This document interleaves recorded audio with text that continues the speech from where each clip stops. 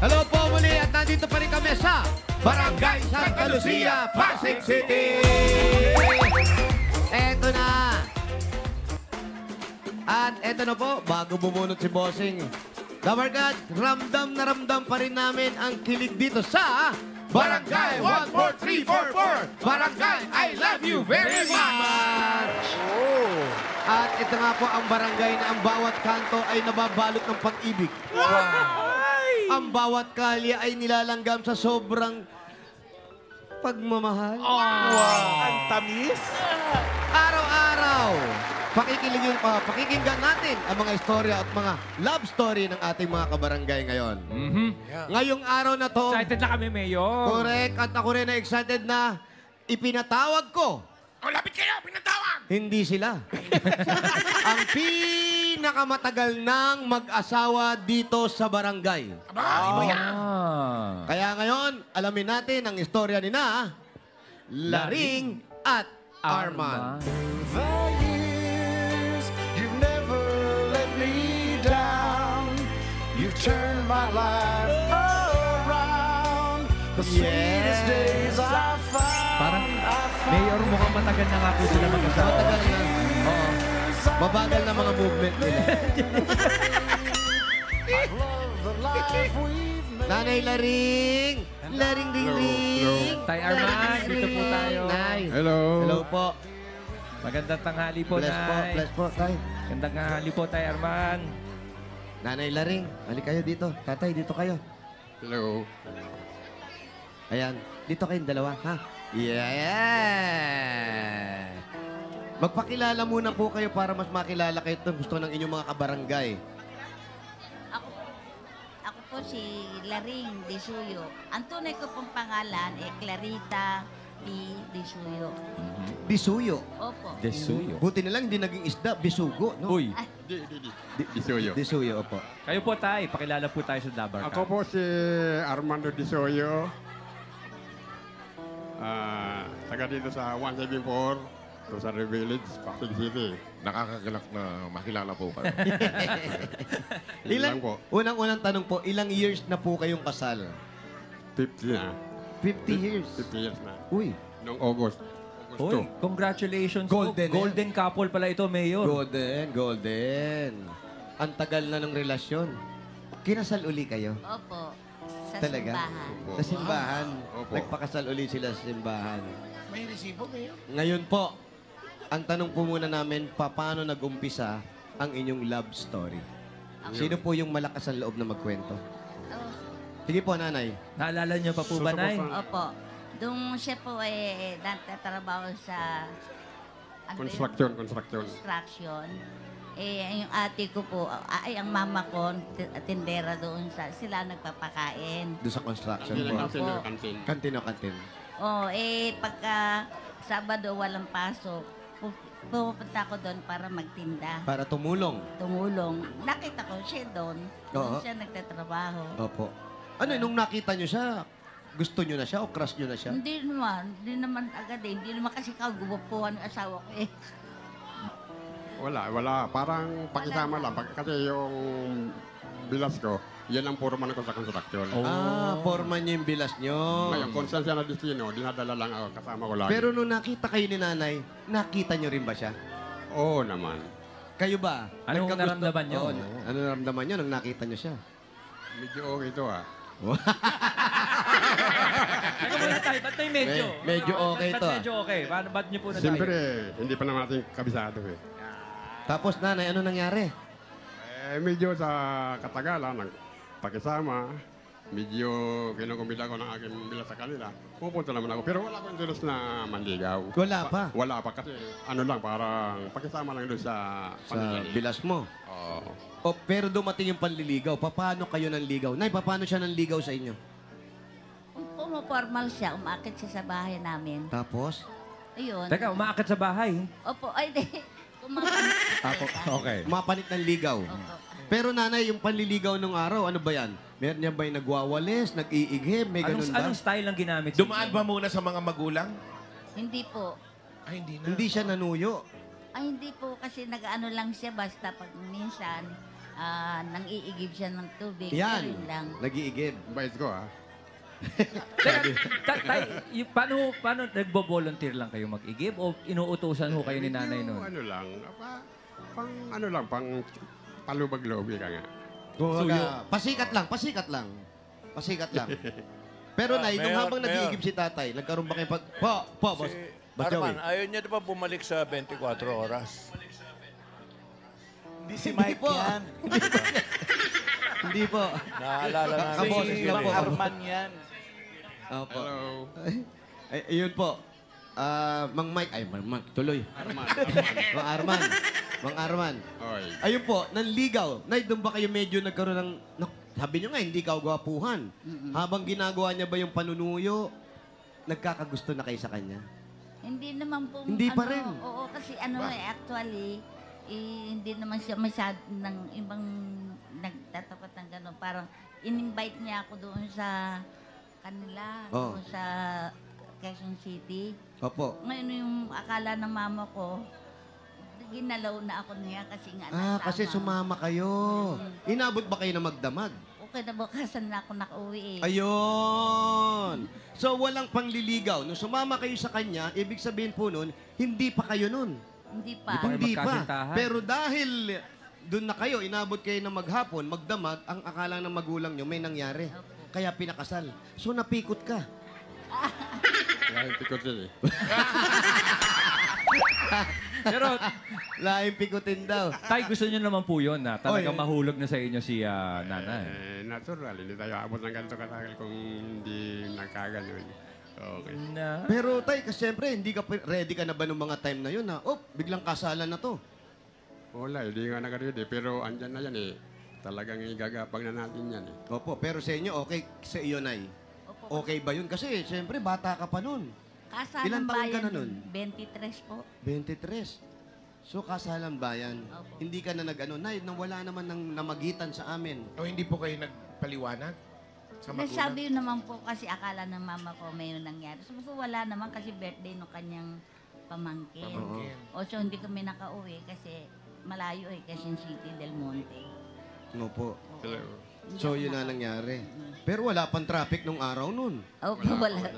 Baka sinadya nyo lang hindi umuwi talaga para pakasal kayo. Ikaw, kuya, ano naman ang explanation mo sa magulang mo? Ano po yung sabi nyo sa magulang nyo? Sa magulang ko, sa Opo. magulang ni... Sa inyo po. Sa inyo, magulang mo. Ay, wala akong kamalay-malay sila. Umuwi ako doon. Kami doon, eh. Dalawa na anak namin, eh. Nasa Bicol po ako, sa Tabaco Albay. Tabako, Alba. Oo, nasa Bicol sila. Pero Hindi yan nila po- alam na nag-asawa na ako. Nagsama na kayo. 50 years. 50 years. Kamusta po? Sweet pa rin? Sweet pa rin ba? Meron pa rin ba? Meron pa rin. Nag-holding hands pa rin ba kayo? Paminsan-minsan. Ano naman yung ayaw ni nanay nung time na magkasama na kayo ni tatay? Ay, Ano yung di mo nagustuhan? sa kanya. Opo. Ang pag-iinom niya noon. Palainom talaga siya. Kung uminom yan 3 days. Ay, tatlong araw na araw? sunod. Nakasismis, ah. Yun po ba ang naging talaga mabigat na challenge sa samahan ninyo, yung pag-iinom niya? Anong ginagawa niyo pag umiinom siya? Umaalis ako ng bahay. Oh, Pupunta ako doon sa mga kamag-anak ko sa Bulacan. oh. Pagdating ko, minsan sinusundo niya ako doon. Mga ilang After araw 3 yun. days. Mga 3 days. 3 days. 3 kasi days 3 days din. na inom siya eh. Wala. Buti bumabalik pa kayo, hindi kayo nananawa. Dahil sa mga anak ko noon. Mhm. Na hindi nyo ba naisip na hindi talaga gusto mag-inom ni tatay? Pinagbubuksan lang ho kayo ng bote, tapos pag nakita kayong lumalabas na Gustong paalisin, yan ang gusto mo sabihin. Hindi, bakit? Kasi lumalabas kada ano eh. Hindi ho ba, may away po ba yun pag ganun? Hindi po, kasi maalis ako. Ang ano kasi niya, mabait siya sa barkada niya. Yung halos, yung sweldo niya, na binibili niya ng beer lang naman. Ganun. Ayun. Tay, huwag niyong burahin yung mukha niyo. Wala na, nagkikwento na si nanay. Pinapagusan, eh. Pero paano ba mag-away ang 50 years? Wala lang. Hindi, basta umaalis ako pagka lasing. Doon man kami nag-aaway niya ng hindi lasing eh. Umiiwas ka na lang. Oo, umiiwas. Hindi kami nag-aaway ng Maingay. maingay. So yun lang ho ang naging Umaalis lang problema. ako. Pero pumasok na rin sa isip niyo na ayoko na. Tama Oo, na. pumasok Na parang na yun. sumuko na kayo. Opo, kaya lang sabi nung pangatlo kong anak, Ma, hindi lang siya ang anak mo. Meron pa kaming dalawang magkapatid, sabi niya. Sabi niya. Ayun, pinagbigyan ko yung mga anak ko. Kasi nga, ang ginagawa niya, inom lang ng inom. Parang ayaw ng Parang mga... tatlong Parang ayaw... Pero yung sweldo niya, entrega sa akin. Ang ano yung para sa kanya talaga na... Kumukuha siyang pang-inom niya. Oo po. Pero nung Kaya- sinabi ng anak mo na parang ayaw nilang lumaki, na watak-watak yung Opo. pamilya niyo, doon na kayo talagang nagtiis na. Opo. Kay ikaw, Tay. Tubig na lang ba yung ininom Kailan mo? yung huling shot? Matagal na, mga 4 na taon na yata hindi na kuminom. Pero natakot ka rin doon sa sinabi ng anak mo na baka magkaiwa-iwalay kayo. Siyempre, mahal ko ang pamilya ko, kaya kailangan natin i-sacrifice ang gusto natin. Pero kayo, nanay, paano nyo kamahal o kamahal yung mga anak ninyo at hindi kayo humiwalay kay tatay dahil... Dahil po sa mga anak ko, mahal ko po ang mga anak ko. Tsaka gusto, sabi kasi nga niya, Mama, hindi lang idadalawa ang anak mo. Meron pang dalawa. Paano kung may manligaw daw sa kanila? Eh, sabihin, broken family yan. Sabi ganun. So, yun na napag-isip ko. Sabi niya man niya, o sige, magsama lang tayo kahit na hindi pa, yung totoong, magkahiwalay kami sa tulog. Ganun. talaga. Opo. Dumating na sa inyo. Dumating sa ganung panahon. Pero yun lang po ba yung mga dahilan na yung pagka medyo hindi nagkakaintindihan, yun lang po ba yung panahon sa 50 years na nagkalayo kayo ni Mister? O, hindi po yan nananakit. Mabait po. Pagka hindi po yan nakainom, mapakabait Pero po niyan. ang aming nasagap na chismis ng mga marites dito sa sa inyong lugar, nag-abroad daw po si tatay. Opo. Tama po ba yun? Saan po nagpunta? Sa Daman po, saka Saudi po. Sa Daman, saka saan? Iraq, Sa Iraq. Iraq. ba? Iraq. Gaano Gano'ng katagal? katagal? mulang 83 hanggang sa umpisa, 1979 hanggang 1981. Nakalakasan ng Tapos, Saudi yan. Dito sa Dammam, Saudi Dammam. Arabia. Pagdating ng 83 hanggang 85, hindi na pala kagad. Tumandang huli na yun. Pagdating ng 79, 86 hanggang 1991. Nahihirapan din kami magkwenta. Mga ilan years total nyo, tay?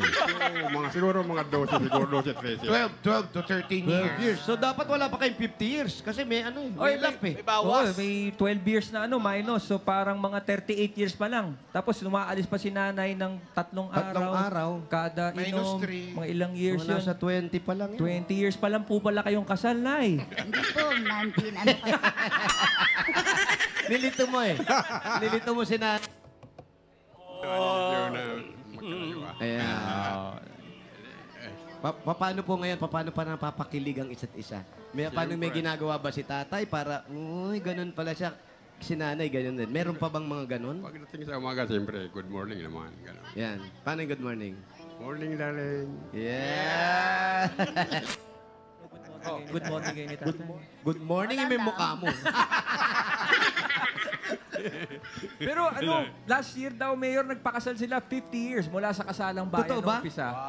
Nagpakasal ng 50 years. Tama po ba? Opo, 50 years, golden wedding. Nag-golden wedding. Paano nangyari na nag-golden wedding anniversary kayo? Ayan, Sino ho nagplano? Ako Arrange. po. Kayo lang ho? Ako May mga picture. Eh, teka. Mayor, si nanay lang daw po ang nagplano. Hindi alam ni tatay. Paano nangyari yun, nay?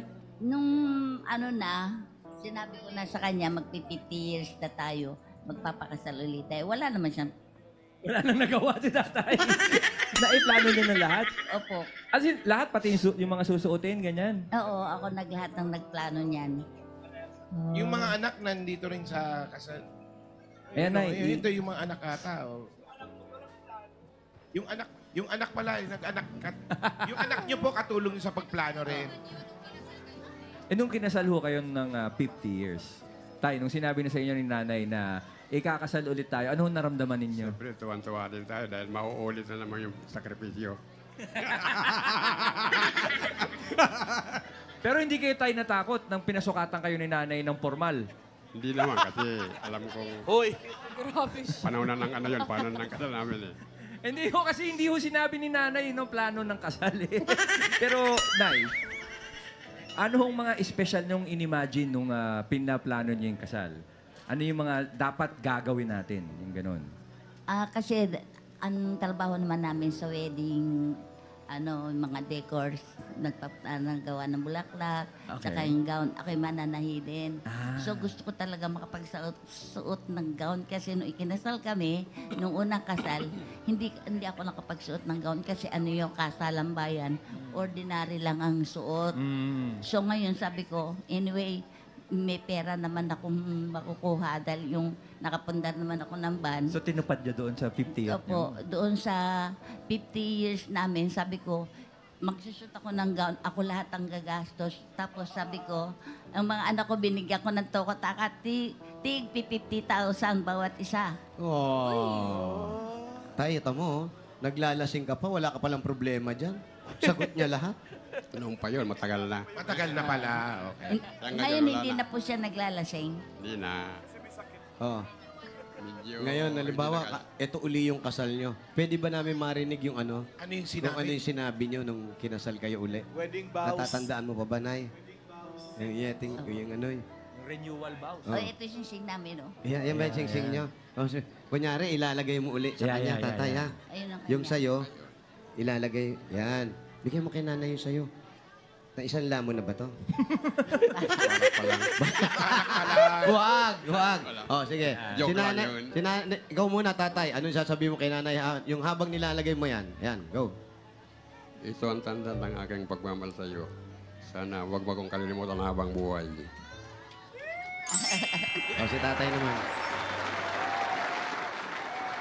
Armando, itong sing-sing nito ay pakaingatan mo. Ito ang tanda ng pagmamahal ko sa iyo. Meron pa ba kayong gustong idagdag na sasabihin kay tatay na hindi nyo nasabi? O, message para kay tatay. Na ngayong magpi-51 years na kayo.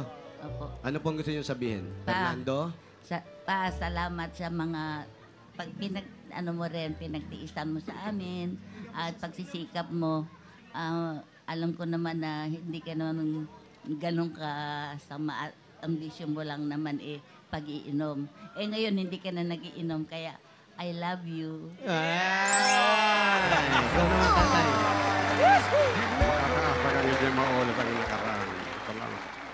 Makakaasa kang hindi na mauulit ang nakaraan. Salamat. Nahuli nyo, yung unang babae po ni tatay, paano nyo nahuli? Paano nyo nampasan yung issue na yun? Wala po siyang babae.